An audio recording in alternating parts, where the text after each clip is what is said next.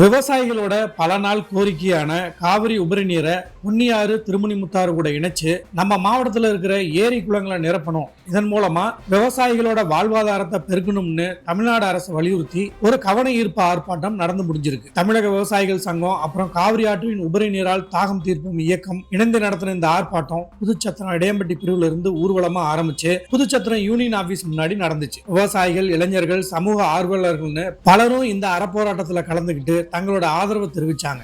நம்ம விவசாயிகளோட இந்த நியாயமான கோரிக்கை சீக்கிரமே நிறைவேறணும்னு நாமும் நம்புவோம். இதே போல நம்ம ஊர் அப்டேட்ஸை உடனுக்குடன் தெரிந்து கொள்ள நம்ம விஎம் டாக்ஸ் பேஜை ஃபாலோ பண்ணுங்க, லைக் பண்ணுங்க, ஷேர் பண்ணுங்க. செலவு அரசாங்கத்துக்கு 1650 கோடி. இதுக்காக நாம் ஏற்கனவே மாவட்ட கலெக்டர் ஆபீஸ் ஆட்சியர் அலுவலகத்துக்கு முன்னாடி ஒரு போராட்டம் நடத்தணும். போராட்டம் நடத்தி முதலமைச்சருக்கு தேவையில்லை, இந்த தமிழ்நாட்டு விவசாயிகள் மக்கள் கவலைப்படவும் தேவையில்லை, கஷ்டப்படவும் தேவையில்லை. ஆனால் அரசியலுக்காக வேண்டி இவங்க போராட்டம் நடத்துறேன்னு சொல்லிட்டு கர்நாடகா கவர்மெண்ட் தண்ணி கொடுக்கல அப்படின்னு சொல்லிட்டே இருக்கோம்.